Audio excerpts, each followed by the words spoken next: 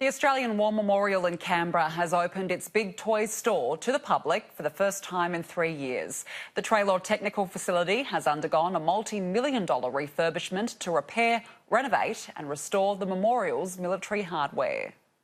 And when it comes to big toys, the Australian War Memorial's Mitchell complex in Canberra has some of the biggest.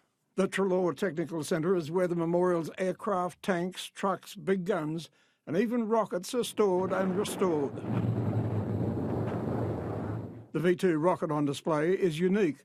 It's a recovered example of Wernher von Braun's terrifying weapon of war that rained death and destruction on Britain and other European capitals in the closing stages of World War II.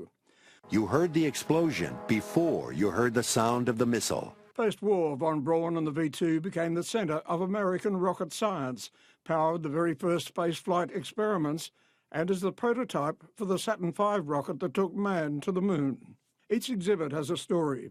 Aircraft feature prominently from Australia's first fighters.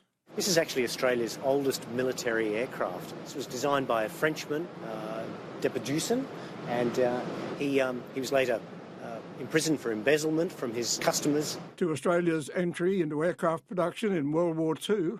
This aircraft took part in 103 missions over Japanese-held territory. To the era of Vietnam and the iconic Iroquois and other helicopters flown by RAF Navy and Army pilots. And the delivery to the Air Force of the Pig.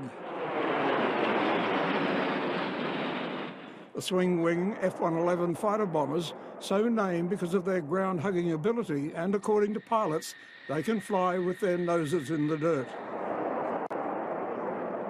At Traylor, the relics of war are ready for display by a team of artisans and historians.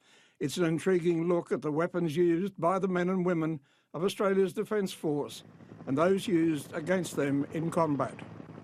To see items that are really being cared for in a really world-class way, and to see, for many current service men and women, they'll see items that they have served with, and they'll be able to show their families some of these items up close. Terry Galloway, Sky News.